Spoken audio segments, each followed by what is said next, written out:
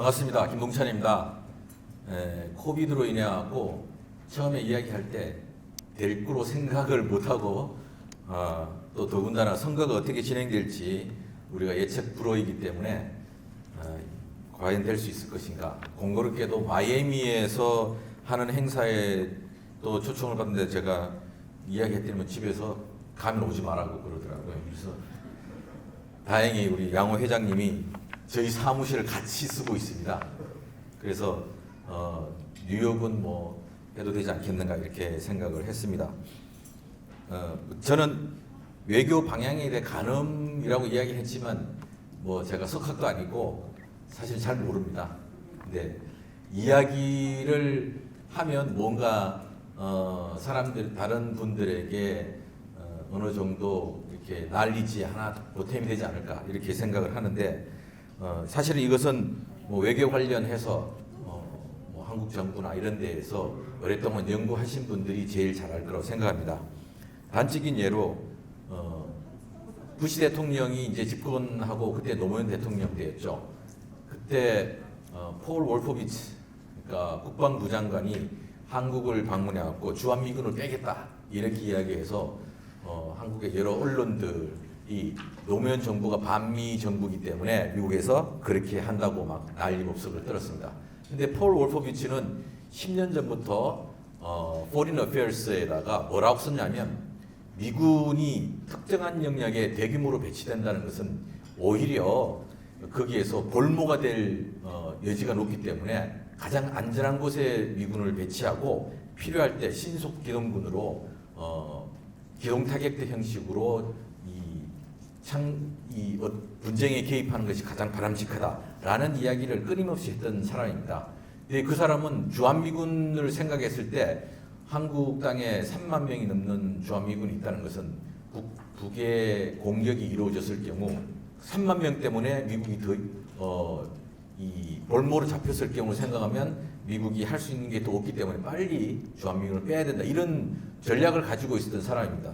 근데 그런 내용들을 잘 모르고 한국의 이 국방부 관련 사람들이 이제 폴 월포비츠를 설명하려고 하고 막 만나서 했는데 나중에 이제 사람들이 보니까 월포비츠는 그 이전부터 주한미군뿐만 아니고 전 세계에 있는 군인들을 안전한 곳으로 빼서 필요할 때 신속기동 그리고 장거리 타격 능력이 미국이 갖춰졌기 때문에 그렇게 해야 된다 이렇게 이제 주장했던 분입니다. 그런데 노무현 정부가 그 내용을 잘 모르고 반미 정부이기 때문에 그랬다는 부분에 대해서 제대로 대응을 하지 못하고 상당히 혼옥을 치는 것들을 이제 볼 수 있는데 그러면 폴 월포비츠는 누가 픽업했느냐? 그 당시 럼스펠트 국방부 장관이 픽업했죠. 럼스펠트가 국방부 장관이 된 것은 사실 미국의 국방부는 한 번도 오디트를 한 적이 없어요. 거기에 돈이 들어가고 나면 그 돈이 어디로 어떻게 흘렀는지 아무도 몰라요. 아마 국방부 장관도 잘 모를 거예요. 그런 게 이제 미국의 국방부고 그래서 돈 먹는 하마, 천문학적인 돈들이 그야말로 여기저기 새고 있고 이런데 그거를 어떻게 좀 기억해 보겠다라고 이제 럼스펠트는 이제 들어가고 이렇게 하다가 미군이 돈 먹는 하마로서 미국의 재산을 축내고 결국 국방의 임무도 제대로 못하는 상황이 발생할 거다. 나름대로 생각을 하고 이제 들어가죠. 물론 그들이 가지고 있는 생각들은 네오콘의 생각들을 가지고 들어갔는데 근데 결국 럼스펠트가 그걸 하려고 그러다가 군대에서 쫓겨났잖아요. 국방부 장관에. 물론 뭐 여러 가지 문제점들을 가지고 있었지만 이런 게 사실은 전혀 사람들이 잘 모르는 내용들인데 거기 많은 미국 내에 많은 학자들이 사실 이런 내용을 써놓고 있습니다. 근데 저는 뭐 그 정도는 아니고 다만 누구나 이야기할 수 있는 거지만 한번 2020년 선거 결과를 놓고 한번 말씀드리고자 합니다. 일단 뭐 객관적으로는 조 바이든 후보가 뭐 압도적인 표로 이겼습니다. 일단 그 선거인단 수도 300명이 넘게 이제 확보를 했고 그렇지만 단정적으로 말씀드리자면 조 바이든 대통령 당선자가 백악관에 입성해야지 모든 것이 끝나는 그런 상황에 우리가 직면해 있습니다. 트럼프 대통령 아시죠? 어떤 분인지. 그래서 트럼프 대통령이 마지막까지 협조하지 않고 마지막까지 백악관에 있다가 뭐 어느 날 갑자기 나갈지 아니면 그야말로 의회에 가서 대통령을 선출하는 뭐 그렇게 된다면 미국이 거의 내전 상황으로 갈 거라고 봅니다. 이번 선거 자체도 내전이 되지 않을까 그런 우려를 많이 했는데 개표하는 과정 자체가 그런 여지가 많았음에도 불구하고 다행히 이 여러 곳에서 오랫동안 지연되는 그런 개표 때문에 오히려 그런 상황들을 면했다고 생각합니다. 그렇지만 오늘 지금 워싱턴에서 그 100만인 그 마치를 한다고 이야기했는데 그 결과도 그 상황도 우리가 좀 지켜봐야 되고 그렇지만 트럼프 대통령이 순순히 물러나지 않을 것이다. 이런 것은 이제 예측을 누구나 하고 있는 것입니다. 누구나 하고 있는 것이고 이렇게 된다 그러면 뭐 어쨌든 트럼프 대통령이 선거에 졌기 때문에 만약에 트럼프 대통령이 물러나고 바이든 대통령이 들어온다 그러면 민주당 대통령 그다음에 상원은 지금으로서는 이제 상원은 공화당이 다수당 이렇게 48대 50으로 되지 않겠나 지금 하고 있지만 조지아에서 그 연방 상원 선거가 두 개가 있었습니다. 하나는 원래 임기 때문에 하는 선거가 있었고 하나는 보궐선거로 하는 선거가 있었는데 이 선거에서 원래 임기 때문에 하는 분은 과반수를 넘길 줄 알았더니 또 그게 아니었던 것 같아요. 그래서 둘 다 아마 내년 1월에 결선 투표가 있는 것 같습니다. 내년 1월에 결선 투표는 대통령 선거보다 더 치열한 조지아 선거가 되지 않겠는가. 그래서 만약에 조지아에서 최소한 공화당이 한 석이라도 건지면 공화당이 머저리티가 되는 것이고 만약에 민주당이 두 석 다 건져서 50대 50이 되면 부통령이 하원 의장이기 때문에 민주당이 머저리티 역할을 할 그런 상황에 됩니다. 그렇지만 지금 상황으로 봤을 때는 공화당이 머저리티 리더가 될 가능성이 더 높고 그 다음에 하원은 민주당이 많은 의석을 잃었지만 이번에도 역시 하원이 이제 과반수를 넘겼기 때문에 하원 머저리티 리더가 되어서 하원의 모든 이 커미티 체어들을 다 민주당이 가져가게 되는 겁니다. 사실은 이번에 민주당이 졌다고 이야기를 하는데 지금 있는 선거구도는 2010년도 인구조사 결과에 의해서 만들어진 선거구도입니다. 2010년도 당시에 주를 장악하고 있는 이 주의회를 26개 주에서 주의회를 공화당이 상하원을 장악하고 있었고 그 당시 5개 주에서 민주당과 공화당이 상하원을 나누어 있었고 나머지 이제 민주당이었습니다. 그런데 그때 선거구 재조정을 하면서 게리맨더링이라 그러죠. 공화당이 절대적으로 유리하게끔 했기 때문에 2012년도 선거를 앞두고 그 당시 이제 공화당에 총망받는 드리 영건스라고 폴 라이언, 그 다음에 에릭 켄터, 그 다음에 또 한 명 캘리포니아의 메카티 이 세 사람이 모여서 앞으로 10년은 공화당이 하원을 다스릴 것이다. 이렇게 아주 여유 있게 이야기를 했는데 그 이후로 공화당이 하원을 장악했습니다. 그거는 선거구 재조정에서 공화당이 훨씬 유리하게끔 했기 때문에 여전히 그 선거구에서 이번에도 선거를 치렀습니다.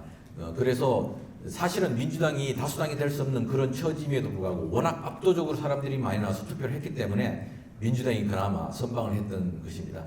지난 중간 선거에서는 오히려 민주당이 사실은 이길 수 없는 연방 하원 선거에서 이긴 것이고 이번에도 민주당이 사실은 선방한 거라고 생각합니다. 그런데 이제 의회가 그렇게 되면 대통령, 그 다음에 연방상원, 연방하원 이렇게 이제 연방하원은 이제 민주당, 상원은 공화당 만약 이렇게 된다 그러면 사실 대통령이 여러 부분에서 이제 어려운 점이 많이 있을 거라고 생각합니다. 2013년도에 사실은 전국적으로 이뤘던 포괄적 이민개혁안 이게 통과가 될 아주 좋은 절호의 기회였는데 하원이 이제 반이민 목소리를 넘어가면서 그때 포괄적 이민 개혁안이 실패했죠. 실패를 했는데 이번도 상원이 이제 이민자들에게 유리한 그런 구성이 되었더라면 포괄적 이민 개헌을 다시 한번 할 수 있지 않을까 했더라도 통과가 되지 않을까 이런 생각이 많이 드는데 아마 이번에도 이 내년 조지아 선거를 봐야겠지만 만약에 상원이 또 그렇게 된다 그러면 민주당이 불리할 거라고 봅니다. 민주당이 또 완전히 기울어진 운동장으로 만들어진 대법원을 개혁하겠다 그러면서 했는데 상원에서 그걸 다 관리하기 때문에 아마 그것도 쉽지 않을 거고 그래서 민주당이 대통령이 되고 하원을 다수당으로 가지고 있음에도 불구하고 미국의 정치는 그렇게 순조롭지 않을 가능성들이 많다고 봅니다. 자, 그리고 이제 우리가 공공 외교라는 입장에서 봤을 때 우리가 그러니까 연방 의회를 봐야 되는데 연방 의회에 하원 외교위원장이 되게 중요합니다. 하원 외교위원장을 보면 지금까지 하원 외교위원장을 한 사람이 엘리엇 엥겔이죠. 근데 엘리엇 엥겔이 이제 유대인으로서 엘리엇 엥겔은 늘 머릿속에 이스라엘밖에 없었습니다. 그래서 엘리엇 엥겔의 외교에서는 늘 이스라엘을 놓고 모든 판을 봤는데 이번에 엥겔이 그 진보 세력들에서 밀려났죠. 엥겔이 잘 아시다시피 지난번 이부터 이제 여기에 있는 알렉산드라 오카시오 코테즈라는 AOC에 의해서 엥겔이 사실상 밀려난 거랑 마찬가지입니다. 근데 그 엥겔이 사라지면서 이제 의회 새로운 하원 외교위원장을 이제 뽑아야 됩니다. 하원 외교위원장인데 민주당이 이제부터 그 선출하는 룰을 바꿨는데 모든 의원들이 참가해서 커미티 체어들을 뽑겠다 해서 하원 외교위원장이 그 당시에 당 내 리더십들에 의해서 지목이 되는데 이제부터는 선출 취급으로 들어갑니다. 그래서 당시 그동안 오랫동안 화태 환경소위원회 위원장을 했던 지금 제일 왼쪽에 보면 있는 브래드 셔먼 캘리포니아 이분이 한반도 관련해서 여러 가지 한반도 종전 결의안 평화협정까지 이야기했던 그런 브래드 셔먼 의원이 있고 그 다음에 그 옆에는 보면 그레고리 믹스 바로 이 퀸즈 민주당 위원장입니다. 그레고리 믹스 오랫동안 이 활동을 한 이 퀸즈 지역의 정치인인데 그레고리 믹스는 아마 당 리더십들에 의해서 아마 그 지지를 받고 있는 아마 여기 뉴욕에 있는 연방 의원들 만나면 다 믹스라고 아마 이야기할 겁니다. 그리고 그 옆에 이제 AOC의 지지를 받고 있는 앞에 이름은 좀 어렵네요. 그 카스트로 텍사스입니다. 텍사스의 카스트로가 이제 나와 있는데 이 세 명 중에서 누가 외교위원장이 되는가에 따라서 상당히 많이 달라질 거라고 봅니다. 그레고리 믹스는 예전에 FTA 관련돼서 가장 먼저 발언을 했다가 조금은 한국 친한적인 입장을 가지고 이제 발언을 했다가 여기 있는 노조의 반대 앞에서 그 다음 선거에서 떨어질 뻔한 그런 경험을 가지고 있었던 인물로 한국 사람들 그다음에 한국 정부에 대해서 상당히 좀 우호적인 생각을 가지고 있습니다.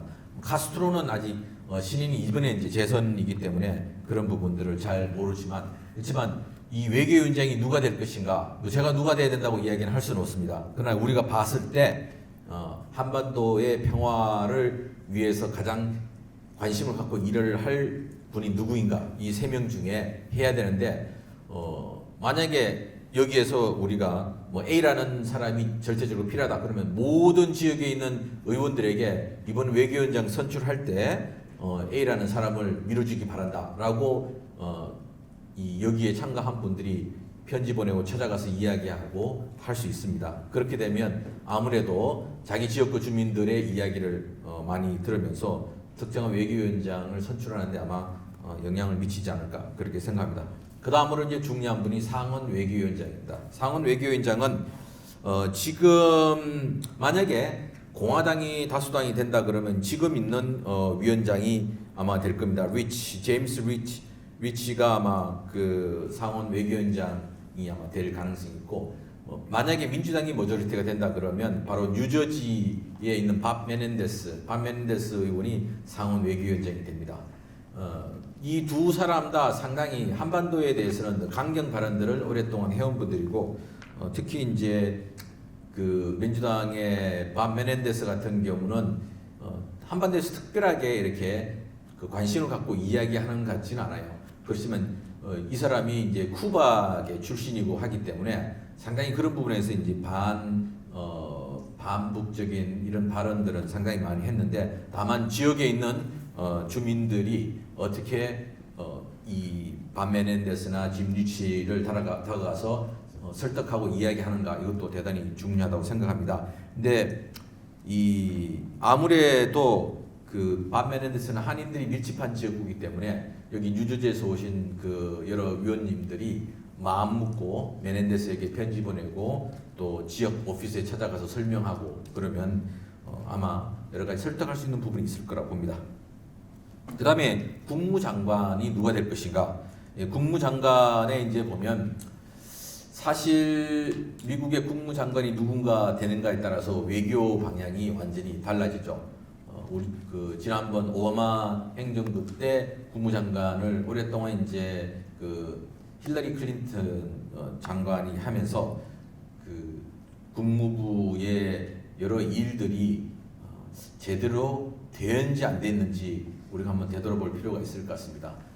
클린턴 장관의 목표는 대통령이기 때문에 국무장관을 하면서 어떻게 하면 대통령을 할 것인가 라는 생각을 늘 가지고 있었기 때문에 외교의 돌파구를 해서 미국의 새로운 외교를 만들겠다는 생각들은 별로 없었던 것 같아요. 그래서 늘 새로운 것은 없고 기존에 있던 것을 유지하고 관리하는 입장에 이제 클린턴 전 국무장관의 역할이었다. 그리고 이 또 전략적 인내 이 모든 것들이 아마 클린턴 장관이 아마 취했던 입장이었다고 생각을 합니다. 근데 지금은 국무장관이 누가 될지 잘 모릅니다. 이 세 분 중에 한 분이 될 텐데 제일 왼쪽에 있는 크리스 쿤스 이 양반은 지금 델라웨어 주 연방 상원의원입니다. 그리고 그 자리를 조 바이든으로부터 이어받았고 또 조 바이든하고 아주 가까운 그런 분으로 상당히 지금 그 국무장관으로 지금 그 주목받고 있는 그런 인물이고 그 다음에 가운데 수전 라이스는 아시다시피 오바마 정부 때 미국의 유엔 대사를 겸임했고 또 그 NSC에서 활동을 했던 분입니다. 그 다음에 있는 분이 토니 블링컨. 토니 블링컨은 늘 부자가 붙은 일을 많이 했습니다. 국무부 장관, 그 다음에 또 데프티 시큐리티 카운슬 어드바이저리 그 일들을 이제 주로 했는 분인데 이 세 분 중에 이제 누가 될 것인가에 따라서 한반도의 상황들에 좀 다른 영향들을 미칠 거라고 생각을 합니다. 그런데 지금까지는 이제 누가 어떻게 될 것인가를 제가 좀 말씀을 드렸지만 미국이 지금 외교를 할 수 있는 상황이 될 것인가에 대해서 우리가 또 따져봐야 된다고 봅니다. 지금 벌써 대통령에 대한 여러 외교 관련된 내용들, 그 다음에 시큐리티 관련된 내용들이 브리핑이 돼야 되고 당선자가 그거를 알고 지금부터 준비를 해야 되는데 만약에 이렇게 된다면 첫 번째는 진짜 백악관에 아주 늦게 들어가고 그때부터 다시 시작하는 경우가 있고 두 번째는 백악관 들어가지도 못하고 지금 상황이 어떻게 될지 모르는 트럼프 대통령 아주 좀 성질 좀 고약한 분 아닙니까? 마지막까지 고약한 성정을 부린다 그러면 미국이 외교를 할 수 있을까? 앞으로 한 몇 년 동안 그런 생각이고 또 하나는 미국이 외교에 관심을 가지고 할 수 있기에 경제적 상황으로 대단히 어려운 상황에 있다고 봅니다. 지금 뭐 팬데믹이 완전히 그냥 그 폭발하고 있는 이 상황에 지금 시작에 들어와 있는데 이것을 어떻게 수습할 것인가? 그리고 팬데믹으로 따라오고 있는 경제 팬데믹, 이코노믹 팬데믹을 어떻게 해결할 것인가? 미국이 지금 상당히 미국 건국 이후에 가장 어려운 상황에 처해 있다고도 볼 수 있는데 이 상황에서 미국이 외교에 신경을 쓸 수 있을 것인가? 그러니까 뭐 한국은 모든 것이 이제 이 북미 간에 어떤 일들이 발생할 것인가? 한국은 지금 급합니다.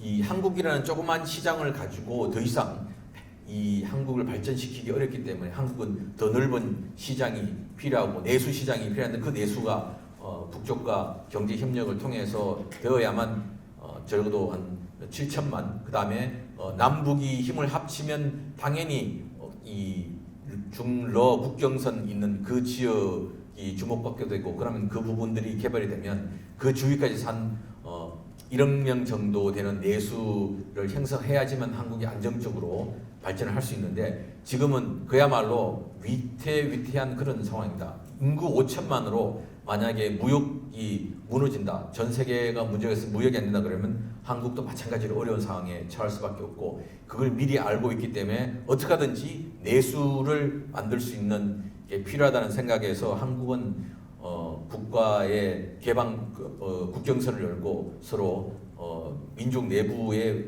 어떤 그 산업 일상적인 산업으로 만들어서 이 내수시장을 넓혀가겠다는 생각인데 그거 아니면 한국이 앞으로 상당히 어려운 상황입니다. 물론 그것을 통해서 유럽까지 가는 여러 이제 무역로 새로운 무역로를 이제 개척해야 되는데 90이죠. 제가 그때 이제 그 김대중 대통령이 선거 나왔을 때 한 12명 정도 되는 데서 제가 이런 이야기를 들은 적이 있습니다. 예, 그 자리에는 제가 어렴풋이인데 그때 김홍일 돌아가신 큰 아들 김홍일 의원도 있었고 그다음에 문희상 의장도 있었고 그다음에 동교동계 인사들도 좀 있고 한데 열 몇 명 되는 데서 이제 그 양반이 대중경제론에 대해서 이야기를 하면서 막판에 가서 한반도 5천년 한반도가 살 유일한 길은 대륙으로 가는 거다. 북방의 문을 열어야 되고 그것만이 우리가 살 길이다. 그러기 위해서는 남북이 어쨌든 간에 서로 평화적인 상황을 맞이하고 거기에 철로를 연결하고 우리 조상들의 사촌들이 잠들어 있는 중앙아시아를 우리가 깨워야 된다. 그 이야기를 그때 했던 기억이 있습니다. 아주 오래전 이야기이기는 한데 늘 제가 이제 그 이야기를 듣고 늘 생각을 해왔습니다. 한반도가 앞으로 어떻게 해야만 될 것인가 라는 부분에서 결국 그 안에서 평화의 문제들이 이제 제기가 돼야 되고 통일은 제도적인 통일들은 그 다음 문제이지만 그 안에서 우리가 어떻게 서로 협력하고 경제적인 공동체를 만들고 시스템은 다르고 서로 왔다 갔다 하고 하지만 나중에 그건 후대들이 하는 문제이고 지금은 한반도가 시급히 그런 식으로 내수 시장들을 열지 않으면 안 된다라는 큰 기조가 이제 지금도 통하고 있다고 생각을 합니다. 근데 그러기 위해서는 이 한반도의 평화협정, 그 다음에 종전협정, 그 다음에 평화협정이 이루어지고 남북이 서로 왕래할 수 있는 그렇게 돼야 되는데 문제는 이제 핵 문제로 인해서 모든 게 이제 막혀 있다고 보여집니다. 물론 뭐 이 관련돼서는 뭐 석학들이 여러분들이 많이 말씀을 하시지만 자 평통이 해야 할 공공 외교 부분에 있어서 뭐 간단하죠. 한미 관계 발전을 위해서 이 평통이 한인 커뮤니티에 영향력을 행사하는 것들이 필요하다고 생각합니다. 평통이 직접 나서서 이것을 하는 것은 어렵기 때문에 평통이 계속해서 이러한 행사들을 마련해서 우리 한인 커뮤니티에서 한미 관계 발전을 위해서 우리가 뭔가 역할을 해야 된다는 것들을 끊임없이 교육하고 영향을 미치는 게 필요하고 그 다음에 한반도 평화를 위한 노력들을 지속적으로 해야 된다. 그럼 한반도 평화를 위한 노력들이 이제 어떤 것이 있겠는가? 그것은 여러 가지 방도가 있다고 생각을 합니다. 그래서 그것은 그 평통의 핵심부에서도 이야기를 해야겠지만 일상적으로 한반도 평화를 위한 뭐 문화, 예술, 그다음에 그 여러 정치인들과의 대화를 통해서 그런 이야기를 하는 것들이 필요할 거라고 봅니다. 그리고 결국 한반도 평화를 위해서는 이제 종전 선언을 할 수 있게끔 해야 되고 그리고 종전 선언 이후에는 이제 남북미 해서 평화 협정을 체결하는 물론 여기 중국도 아마 들어와야 되지 않겠는가 그런 생각을 하는데 이것이 평통이 전 세계에 있는 평통이 해야 할 역할 임무라고 생각을 합니다. 그런 의미에서 이제 어떤 공공외교를 할 것인가. 근데 공공외교를 하기 위해서 우리가 전제 조건들이 있습니다. 첫째는 여러 정치인들과 미국에 있는 시민사회와 좋은 관계를 통해서 한반도 평화가 전 세계 평화 그리고 미국의 이익에 발전이 된다는 것들을 끊임없이 이야기를 해야겠지만, 첫째 이제 우리가 해야 될 것은 연방급 정치인들과의 좋은 관계를 만드는 것이 좀 필요하다 봅니다. 그래서 각 지역의 연방의원 사무실에 주로 찾아가는 것이 필요합니다. 네, 갈 때는 예를 들어 갖고 이제 우리 한인들 중에 뭐 세탁, 네일 이렇게 있는 분들이 늘 이제 주 의원들을 만나서 어렵다 도와달라 뭐 하는데, 주 의원들 예 어렵죠 도와드릴게요 하고 말로서 다 끝납니다. 말로서 이야기하면 말로서 다 끝나요. 그래서 반드시 찾아갈 때는 포트폴리오 같은 걸 갖고 와야 됩니다. 그래서 우리가 왜 어려운지, 지금 내일이 이 뉴욕에서 아니면 뉴저지에서 차지하는 비즈니스의 비중들, 그 다음에 거기에 경제 활동을 통해서 미국 경제에 기하는 내용들, 그 다음에 무엇이 지금 이 활동들에 제약이 되는지, 이런 것들을 policy priority처럼 이렇게 딱 만들어 갖고 우리가 요구하는 사항, 현재 상황 요구하는 사항을 명확하게 들고 가서 이야기를 하고, 그 다음에 계속 팔로업 작업을 해야 되거든요. 팔로업을 해야 되는데 이 1부터 10까지 해야지만 이제 결과가 나오는데, 많은 분들이 1부터 한 3까지 하고 나서 안 돼 이렇게 포기를 하거든요. 근데 결론은 뭐냐면, 결론은 거기서 답을 얻을 때까지 전화하고 찾아가는 겁니다. 그 일들을 누군가 해야 되거든요. 그거는 내일 옆에 있는 분들이 그런 걸 가지고 해야 됩니다. 그리고 세탁협회도 마찬가지입니다. 세탁협회도 뭘 바꿔놓으면 또 바꾸라고, 또 바꿔놓으면 또 바꾸라고 그러고, 매번 그거 하느라고 돈도 못 벌고 새로운 기계 또 사야 되고, 이런 상황이 계속 되풀이 되고 있거든요. 그런 것들을 미연에 방지하기 위한 노력들이 필요합니다. 정치인들은 누군가 들고 와갖고 뭔 이야기 하기 이전에 우리가 가갖고 이게 필요하다고 이야기하고 계속 요구를 하면 그 이야기를 들어주게 됩니다. 근데 누군가 법을 만들려고 하는데 반대하는 건 되게 어려워요. 우리가 들어서 반대하는 건 쉽지 않은데, 아무도 생각하고 있지 않을 때 우리가 먼저 생각해갖고 정치인들을 설득해갖고 하는 것이 사실 더 쉽거든요. 그렇게 되려면 이 내일이나 세탁협회도 정확하게 자신들의 policy priority를 만들어 가지고 직접 들고 와갖고 설명을 하고, 이거 읽어보고 우리가 요구한 사항 여기에 들어있으니까 답을 달라. 그리고 다음에 또 미팅하자. 그러고 이따가 잊어버릴 만하면 또 언제 한번 또 찾아가. 계속 이런 식으로. 여기 노든 블루바드의 그 금강산부터 유토피아 파크웨이까지 거기에 길이 이제 4시부터 7시까지 늘 주정차를 못하게 했는데, 2009년도 저희들 인턴십 프로젝트로 그걸 한번 바꿔보자 했거든요. 근데 실제 계산하니까 4시부터 7시부터 그 차량 통행량이 뚝 떨어져요. 교통국에서는 거기가 4시부터 맨하탄에서 퇴근하는 사람들 때문에 당연히 차량이 많다 그러는데, 맨하탄에서 퇴근하는 사람들이 노던 블루바드를 안 오고 다 하이웨이 4구를 통해서 나가기 때문에 거기는 오히려 차량이 뚝 떨어지는 그런 상황. 그래서 계산을 해서 데이터를 일주일 동안 그 차가 몇 대 다니는지 4시부터 7시 다 해서 주니까 이제 교통국에서 그게 아니라고. 그러다 자기들이 이제 컴퓨터로 계산을 해보니까 진짜 우리 말이 맞거든요. 그러고 나서 한 번 더 하고 4년째 이제 되는데, 이제 그 지역에 주정차 금지 시간을 없앴습니다. 왜 그게 필요하냐면, 거기 한인들이 밀집해서 비즈니스를 하고 있는데 4시부터 7시면 아이들을 픽업하고 집에 가면서 거기서 물건을 사가야 될 아주 중요한 황금 시간인데 그 시간을 사용 못 하는 거예요. 근데 그걸 어떻게 했느냐? 이게 이제 grassroots activity, 아젠다를 설정하는, 어떤 아젠다를 설정할 것인가, 설정된 아젠다를 어떻게 이슈화할 것인가, 이슈화한 이슈를 어디로 전달할 것인가, 그리고 어떻게 팔로우할 것인가. 이게 grassroots activity의 기본입니다.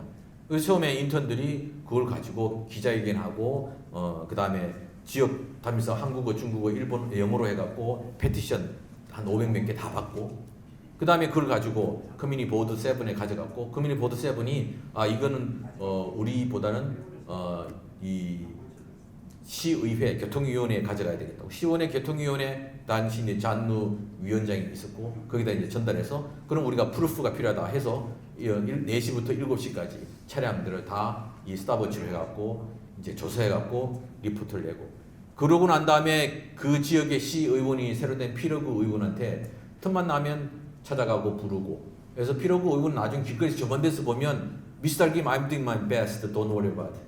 자기가 와서 이야기해요. 그 정도로 그러니까 우리가 보면 주위의 친구들도 머리가 좋은 사람들이 PhD 하는 게 아니라 PhD 할 때까지 공부한 사람이 PhD 하잖아요.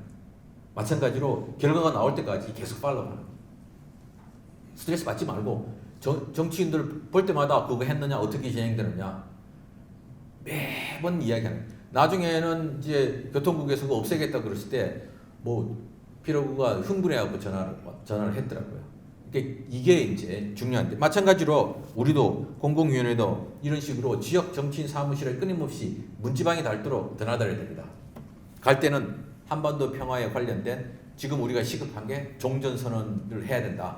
이 종전선언이 왜 중요한가? 이게 미국에도 이익이 되고 한반도에 이익이 되고 전 세계 평화에 이익이 된다. 이러한 논리의 문건들을 만들어서 그걸 가지고 가야 됩니다.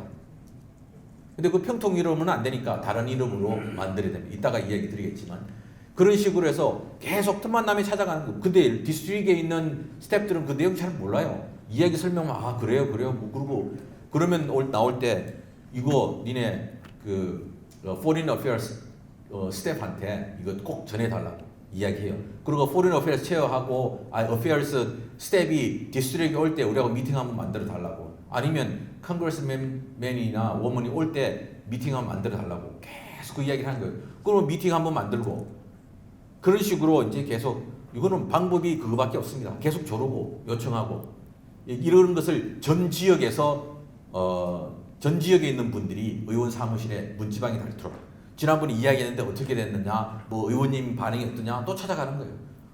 그런 식으로 못 살게 굴어야 됩니다. 그러면 나중에 귀에 못이 박게끔 이렇게 이야기를 하면 뭔가 반응이 오거든요. 그리고 또 하나는 그런 우리가 전해준 문건들이 계속 쌓이잖아요. 쌓이고 특히 이제 그 Foreign Affairs 스태프들이 그 문건들을 가지게 되면 나중에 한반도 이국 관련돼하고 본인 의원이 무슨 발언을 할 때는 거기에 있는 거 갖고 와서 보고 쓸 수밖에 없어요. 왜냐? 다른 어떤 데이터나 어떤 그 내용에 대한 것들이 없기 때문에 그거를 위주로 하는 겁니다.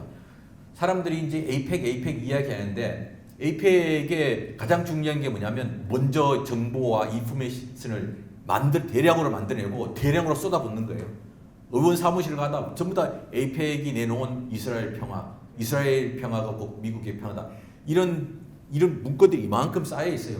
그러면 당연히 이스라엘에 관련된 거 쓰려고 그러면 거기 거 갖고 가서 보고 쓰거든요.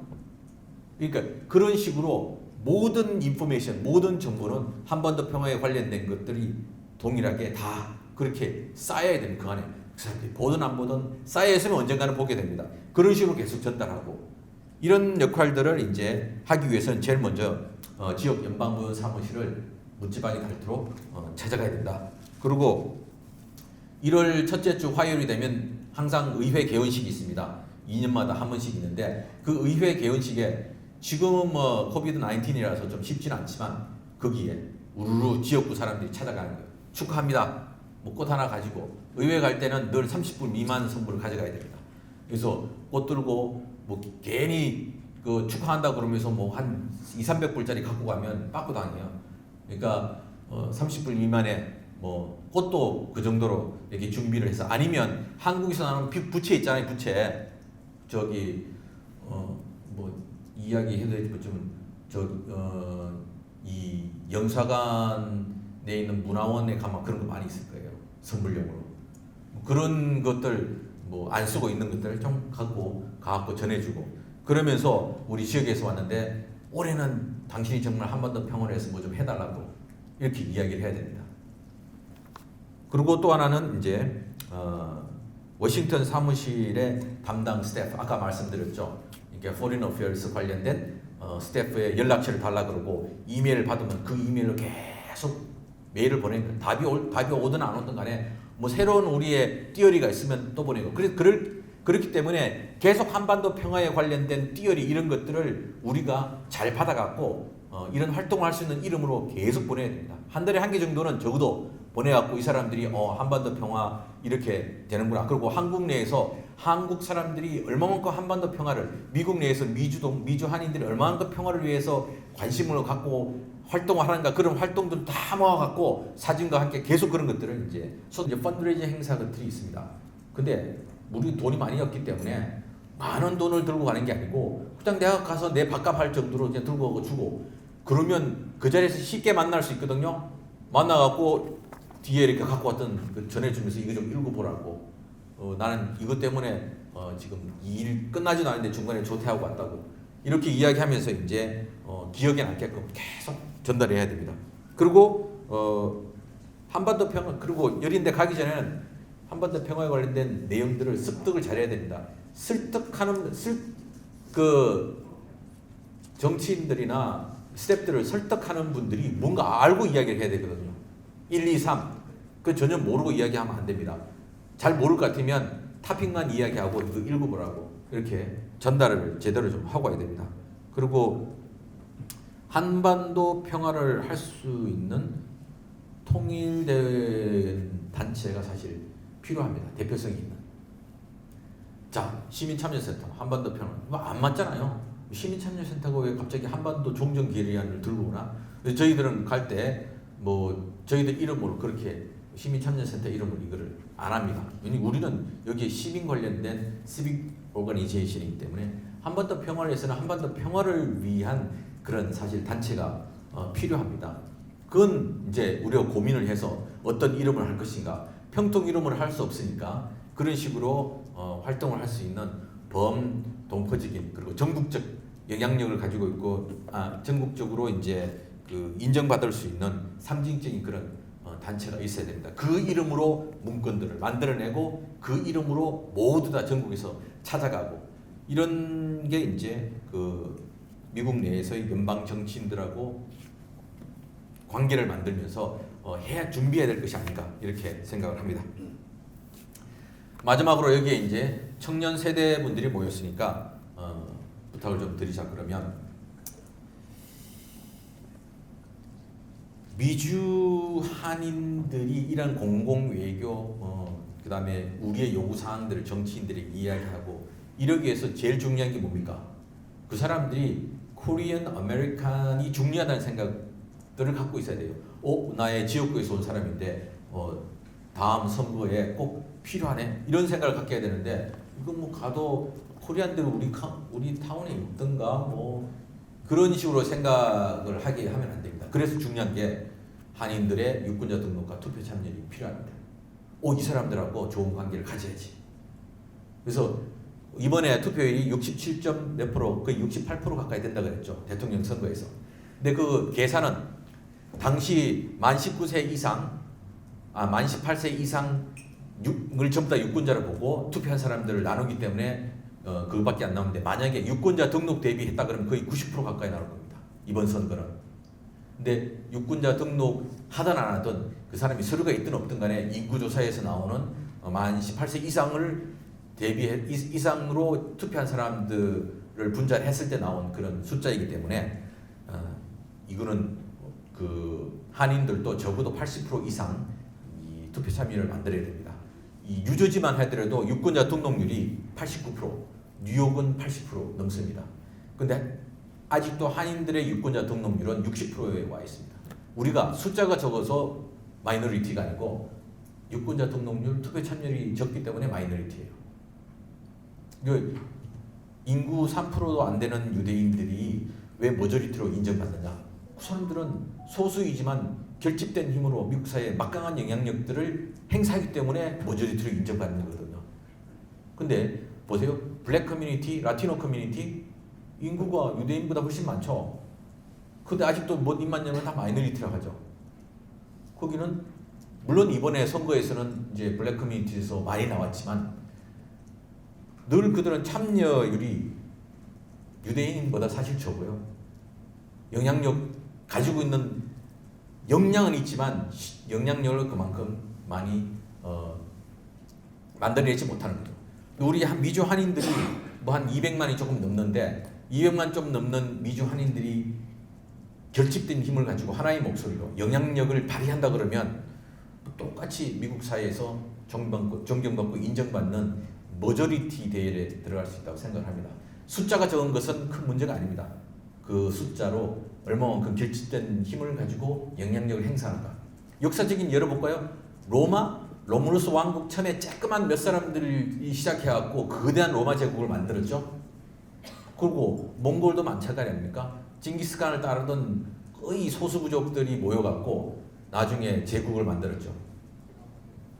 명나라를 친 이 만주족들이 명나라를 칠 때 인구가 50만이었어요. 그때 명나라는 1억 500만입니다. 50만의 결집된 8기군으로 조직된 결집된 힘이 1억 500만의 명나라를 쳐서 이긴 겁니다. 가능하죠. 소수계니까. 그리고 요즘 군대가 왜 자꾸 소규모로 그 분대보다 더 작은 숫자를 만드느냐. 훈련이 아주 잘 되는 능력 있는 사람들을 소규모로 묶었을 때 훨씬 더 전투력이 높으니까. 대규모는 우리가 이야기하는 당나라 군대라 이야기하잖아요.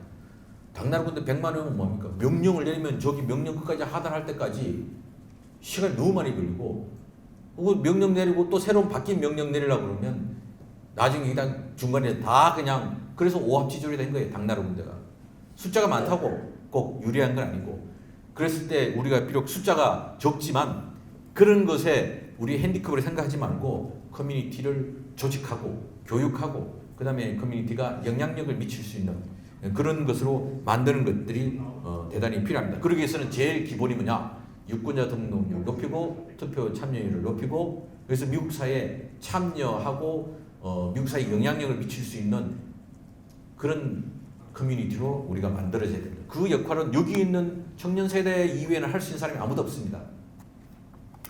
또 하나 뭐냐면 50대 이하의 유권자 등록률이 60대, 70대, 80대보다 적어요. 50대 이하가 이 사회의 허리이고 기둥이고 그다음에 주역군인데, 이분들이 뭐 가정생활도 있고 사회생활도 있고 바쁜 거 알고 힘들죠. 뭐 그건 아는데, 그렇기 때문인지 이 유권자 등록률이 제일 낮습니다. 나이가 내가 50대부터 팍 꺾입니다. 밑으로 내려가요. 50대 이상부터 이 유권자 등록률과 투표 참여율이 훨씬 더 높아요. 하지만 여기에 계신 분들이 이런 역할들을 각 지역에서 하셔야 됩니다. 40대 이하, 만 18세 되는 이제 고등학교 3학년이나 졸업하는 친구들부터 시작해갖고 40대까지 투표율을 어떻게 높일 것인가, 그런 것에 대해서 여기에 계신 우리 청년 위원들이 앞장서서 고민하고 실천하는 게 좀 필요하다고 생각을 합니다. 그 다음에 소수는 오히려 조직하기가 더 편합니다. 조직화되지 않은 다수는 조직화된 소수 앞에 늘 100점 100패합니다. 그래서 우리가 한인 커뮤니티가 수가 적죠. 그렇지만 우리는 하나의 랭귀지를 쓰죠. 그리고 미디어들도 다 가지고 있고 한국이라는 아주 자랑스러운 모국을 가지고 있습니다. 이런 좋은 점들을 이용해서 우리 커뮤니티를 잘 조직하는 것이 무엇보다 중요하다고 생각을 합니다. 근데 중국 보세요. 말도 틀려. 그다음에 뭐 범중국이라 하지만 본토에서 온 사람들, 홍콩에서 온 사람들, 대만에서 온 사람들 맨날 싸워요. 그리고 뭐 물과 기름처럼 어울리지 않고, 그런 상황에 있는 그 중국도 나름대로 조직하고 힘을 합치는데, 우리는 하나의 말을 쓰고 있는데 단 우리도 문제가 있죠. 뭐 버떡하면 빨갱이라는 이야기하고 뭐 이런, 그러니까 이런 문제들을 이제 극복을 하고 어떻게 우리가 조직하고 할 것인가, 이런 것에 대해서 우리 한인 커뮤니티가 잘 생각해야 됩니다. 조직화되지 않은 대중은 아무런 힘이 없습니다. 100만의 군대가 있다 하더라도 훈련되지 않고 조직된 100만의 군대는 10만 명 앞에서도 무력화될 수밖에 없습니다. 그리고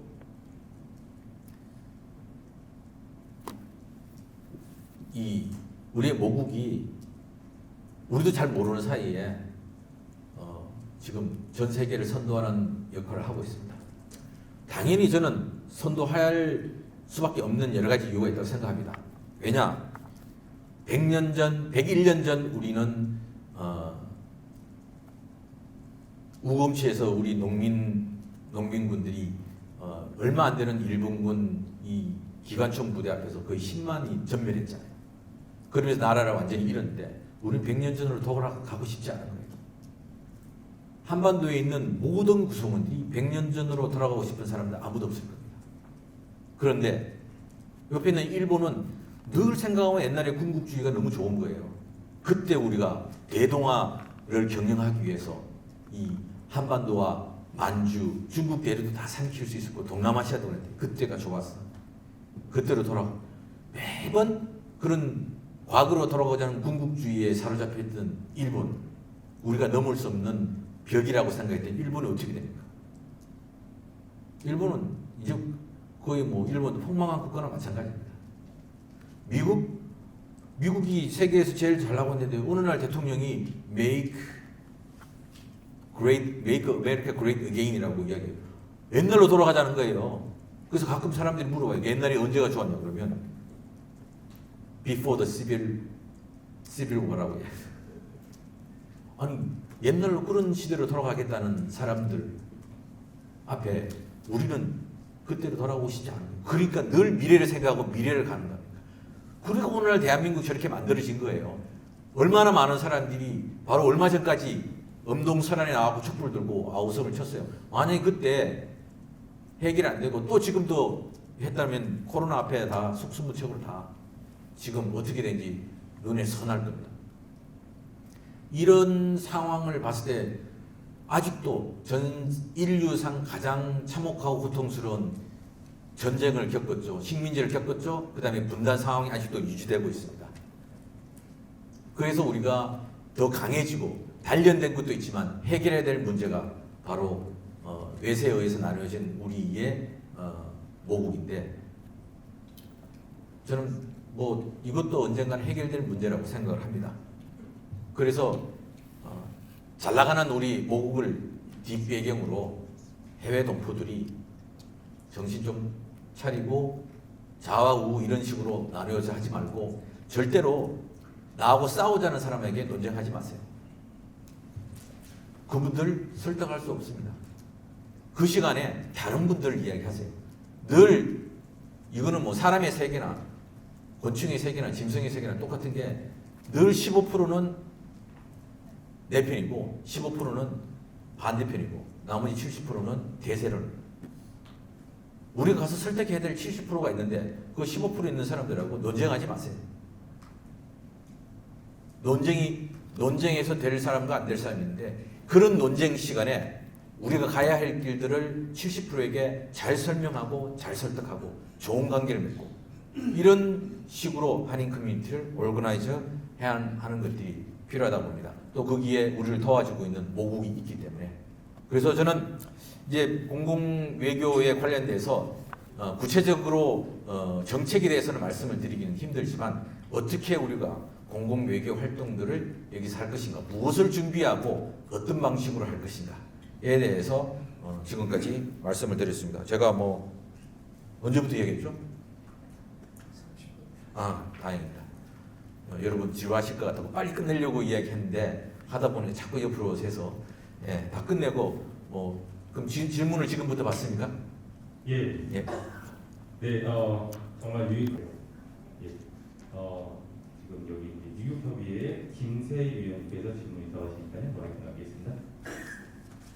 네, 저는 두 가지 질문이 있는데,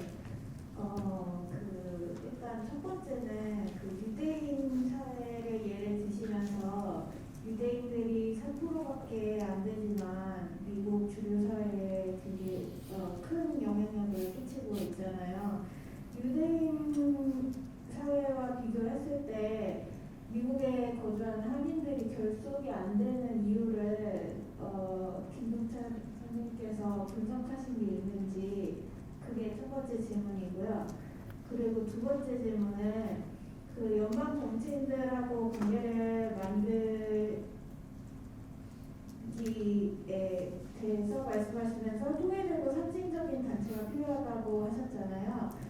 그게 혹시 생각하신 예시나 구상이 있으신지, 아니면 과거에도 그런 거를 만들려고 했다가 뭐 잘 안 됐다거나 그런 사례가 있으신지 그런 부분. 예, 유대인들은 워낙 오랫동안 이제 전 세계를 떠돌아다니면서 핍박을 많이 받았죠. 그 유대인들이 이제 에이펙 같은 이런 단체를 만들기까지는 자기들이 2차 대전 동안 미국 정부에 영향력을 미칠 수 있었음에도 불구하고 그때 보좌관이라든지 뭐 의원 비서로 있는 많은 사람들이 있었음에도 불구하고 그냥 유대인 공동체에 대한 동질성 이런 것들을 생각하지 않고 있다 보니까 그 부분들을 놓친 거죠. 근데 나중에 보니까 수백만이 학살을 당한 것들을 보면서 자기들이 이제 대오각성을 한 겁니다. 대오각성하고 이제 그런 단체를 만들면서 유대인들 홀로코스트 문제를 해결하고 또 유대인들의 미래를 생각하게 된 거죠. 그리고 또 아울러 그 동시에 그 순간에 이제 이스라엘이라는 자기들의 비빌 언덕이 이제 만들어지면서 이스라엘을 어떻게 보호할 것인가, 어떻게 강하게 만들 것인가. 그리고 2차 대전 동안 홀로코스트에서 엄청나게 희생을 당한 유대인 커뮤니티를 모아서 다시는 이런 일이 없게끔 어떻게 할 것인가, 이런 스스로에 대한 대오각성을 하면서부터 시작이 되었다고 저도 뭐 이런 내용들을 통해서 제가 읽었는데, 한인 커뮤니티는 뭐냐면 주로 이야기하면 4.29 LA 폭동들을 많이 이야기를 합니다. LA 폭동을 통해 갖고 한인 커뮤니티가 각성을 하게 되는 계기가 만들어지고, 그때부터 미국 사회에 참여해야 된다. 그럼 유권자 등록을 해야 된다. 선거 참여를 해야 된다. 저는 한인 커뮤니티, 그래서 지금까지 한인 커뮤니티가 정치적 신장에서 온 것은 LA 폭동에 대한 경험을 통해서 왔다고 생각을 합니다. 또다시 LA 폭동과 같은 일을 당하지 않기 위해서는 뭘 어떻게 해야 될 것인가. 그래서 우리도 정치인을 만들어내야 되고, 우리도 미국 사회에서 인정받는 커뮤니티가 되어야 된다라는 것을 끊임없이 이제 뭐 이야기하면서 온 거죠.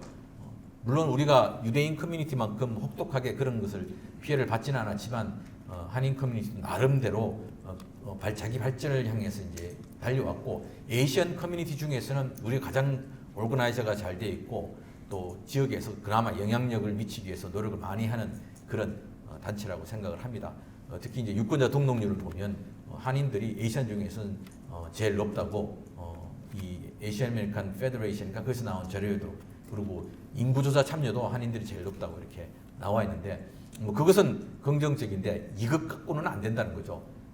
이것 갖고는 70년이 넘은 한반도 분단 문제를 해결하는 동력을 만드는 것은 쉽지 않다는 겁니다. 그래서 이보다 더 강력한 동력을 만들어야만 연방의회를 설득하고 또 나아가서 백악관도 설득하고 전 세계를 설득할 수 있는 그런 힘이 만들어질 것이다, 이렇게 생각이 듭니다. 물론 한인 커뮤니티가 아무것도 안 하는 건 아닌데 더 잘해야 된다는 게 이제 제 생각이고, 유대인 커뮤니티 3%밖에 안 되지만 연방의회의 11%가 유대인입니다.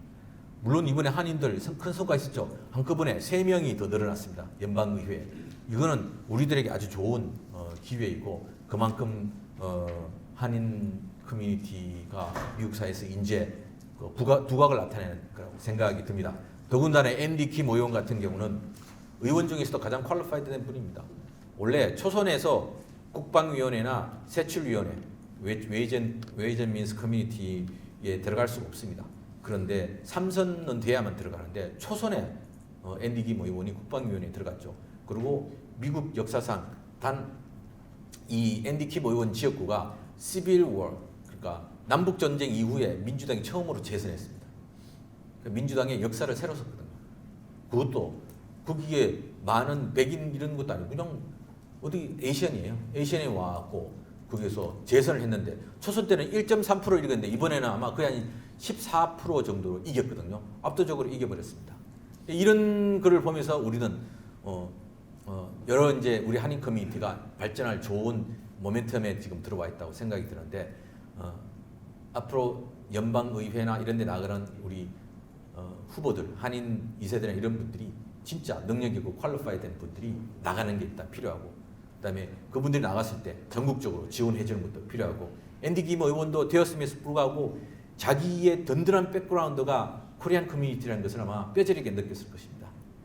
대부분의 한인들이 전국에서 앤디 킴을 지원을 해줬기 때문에 그러한 뭐 여러 가지 일을 통해서 우리가 이제 뭐 오르거나이즈 되고 하는데 그것도 있지만 각 지역에서 이런 것을 하는 분들이 모범적으로 커뮤니티에 발로 뛰어다니고 얼굴을 드러내고 사람들 설득하고 이런 것들을 하는 것들이 필요합니다. 늘 움직일 때는 반드시 3명 이상 머리를 맞대고 고민을 해서 움직이셔야 됩니다. 혼자서 하면 제가 혼자 해봐서 아는데 너무 힘들어요. 중간에 포기를 하는 경우가 거의 90% 되는데 지금은 혼자가 아니지만 그 혼자라는 것보다는 적어도 여기에 있는 분들이 각 지역에 돌아가셔서 3, 4명 이상 오르거나이즈 되고 우리가 한번 시작해보자 그렇게 부탁을 드리고 싶고 두 번째로는 갑자기 예. 지금 종전 결의안을 놓고 여러 단체들 서로 했다고 좋은 일을 함에도 불구하고 이제 그런 일들이 좀 불거지고 있습니다. 뭐 예전에 2007년도 위안부 결의안을 할 때도 뭐 이런 일들은 있었습니다. 있었는데 늘 이런 일을 하다 보면 이제 왜 여러분만 언론에 나오느냐 뭐 이렇게 이야기를 하는데 그런 경험들을 통해 갖고 평통이 하는 이 한반도 평화를 위한 일에 거기에 걸맞는 어떤 상징적인 그런 단체를 전국적으로 만들어내는 것들이 필요하지 않겠는가 그런 생각을 합니다. 그래서 연방 의원들을 만났을 때도 이걸 딱 보면 이거 한반도 평화에 관련된 내용이구나 이렇게 해야 되는데 시민참여센터가 그걸 하면 그래? 뭐 이런 식이거든요. 그런 것들 저도 특별한 아이디어는 없습니다. 그렇지만 그게 지금 필요하다는 거죠. 그래서 여러 곳에서 하더라도 그 이름으로 모두 다 하고 이 자기 개인 조직의 이기주의를 떠나서 똑같은 이름으로 뉴욕에서 이만큼 했습니다. 뉴저지에서 했습니다. 우리 모두의 이 단체의 이름으로 했습니다. 이렇게 좀 가는 것들이 필요하지 않겠는가. 평통이라는 전국 조직이 좀 평통이 못하니까 제가 이제 그 말씀을 드리는데 평통을 대신해서 그런 민간 이 자발적인 뉴욕과 뉴저지를 넘어서 이 미 전역에 있는 한인 이런 조직들이 필요하지 않겠는가. 그리고 거기서 만들어낸 여러 가지 이런 팔러시라든지 이런 것들이 늘 뉴욕에서 들어왔고 뉴저지에서 들어오고 전국적으로 통일되어 있는 이름으로 각 지부 형식으로 다 계속 의원 사무실에 들어오는 것도 대단히 영향력이 있다고 생각을 합니다. 네, 답변 감사합니다. 지금 저희가 또 다른 질문이 있으신지요?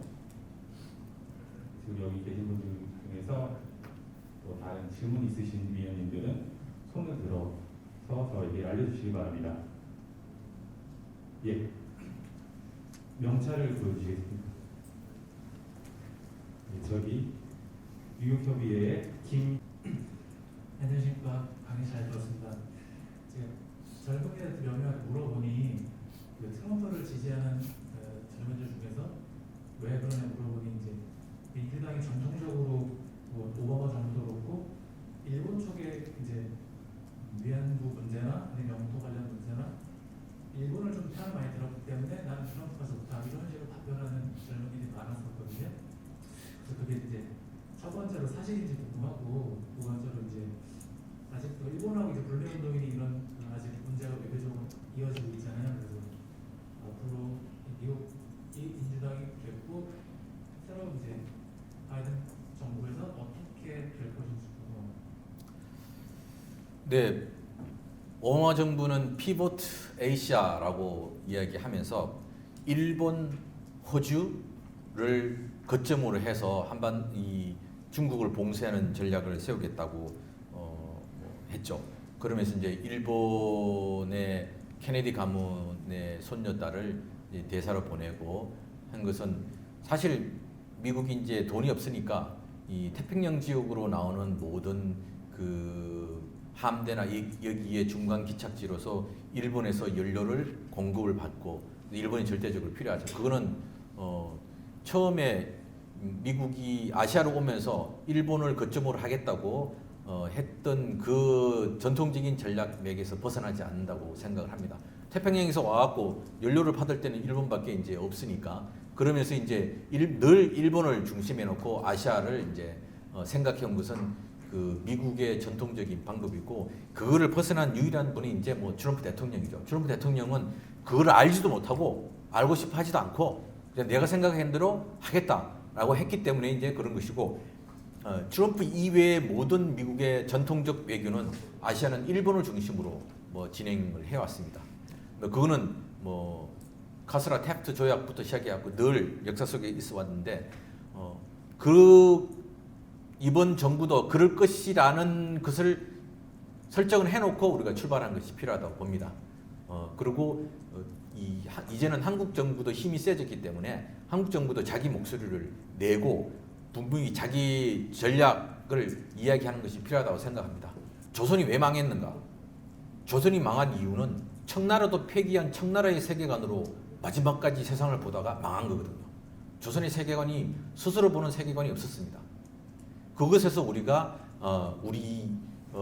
조선 멸망의 원인들을 찾아야 되는데 지금 그동안의 한반도는 늘 미국이 짜놓은 전략 속에 스스로를 끼워 넣었어요. 그 미국이 짜놓은 전략 속에 스스로를 끼워 넣었는데 이제는 한반도 스스로가 자기가 전략을 짜고 한국을 중심으로 하는 자기 외교 노력들을 하는 것들이 이제 필요하다는 거죠. 미국이 많이 노쇠했어요. 이건 뭐 딴 이야기지만 역사책을 쭉 보면 300년을 넘긴 나라가 없습니다. 뭐 아주 오래간 나라가 청나라가 292년인가 갔고 명나라는 200년도 안 돼서 무너졌고 지금 팬데믹으로 왜 미국과 유럽들이 저렇게 정신을 못 차리냐? 나라가 늙었어요. 노쇠했어요. 시스템이 더 이상 받쳐주지를 못합니다. 우리가 보기에는 선진국이라고 하지만 이런 미국을 봤을 때 우리가 어떻게 해야 될 것인가 한국에서 물론 스스로 판단을 해야 되겠지만 미국은 앞으로도 늘 일본과 호주를 중심으로 놓고 이 한반도와 모든 아시아, 피보트 아시아의 전략을 펼쳐나갈 것이라고 생각을 합니다. 거기에 해외 동포들의 역할도 중요하고 또 한국이 그만큼 자기 목소리를 가지고 자기의 세계관으로 전략을 세우고 자기의 세계관으로 동맹국들하고 대등한 협력, 외교 활동들 하는 것들이 이제 필요하고 계속해서 눈치를 보고 뭐 이런 저자세 외교를 해갖고는 한반도는 영원히 분단된 상황을 벗어나지 못할 거라고 생각을 합니다. 네, 답변 감사합니다. 지금 시간이 거의 20분이 지나갔는데요. 혹시 더 질문을 짧게 주시고 싶으신 위원이 계신가요? 혹시 질문이 있으십니까? 자, 그러면 질문이 없다고 하면요. 저희 김동산 우리 소장님께서 마지막으로 하실 말씀이 있으신가요? 네. 기회는 늘 오는 것이 아니고 오는 기회를 놓치면 새로운 기회를 찾기는 좀 힘듭니다. 우리가 생각하건대 지금 이 한반도에는 오히려 기회라고 생각이 듭니다. 기존에 있는 질서가 흔들리고 있습니다. 우리가 의도하든 의도하지 않든 간에 한번 만들어진 시스템, 한번 틀이 짜여진 모양은 우리 스스로 바꾸기가 되게 힘듭니다. 그런데 흔들어지고 금이 가고 녹아내리고 뭐가 뭔지 모르는 혼란의 시대가 우리에게는 오히려 기회라고 생각합니다. 이때 우리가 우리의 세계관을 가지고 우리의 방식으로 외교 전략을 세우고 그 다음에 한반도 평화와 통일을 위해서 그야말로 주도권을 가지고 나아갈 때 새로운 질서에서 우리의 포지셔닝을 할 수 있다고 생각을 합니다. 미국이 어떻게 되는가 너무 생각하지 말고 한국이 자기 결정을 하고 자기 머리로 뒤도 돌아보지 않고 다시 분단된 상황으로 돌아오지 않겠다는 생각을 하고 떠나야 된다고 생각합니다. 그런 의미에서 해외 동포들이 그렇게 가는 한반도에 도움이 되고 지원이 되게끔 그것이 그 세계의 평화이고 사실 그것이 미국의 특정 세력들이 분단과 전쟁이라는 것을 통해서 이익을 얻는 것을 버리고 미국의 젊은이들이 언제 죽을지 모르는 전장터라는 것을 하나 없애는 세계 평화를 위하고 미국에도 이익이 된다는 것들을 우리가 만들어가면서 지금 다가오는 대격변기를 우리에게 유리하게끔 만드는 그러한 활동에 우리 평통이 주요한 역할을 했으면 좋겠다는 바람입니다. 이상입니다. 감사합니다.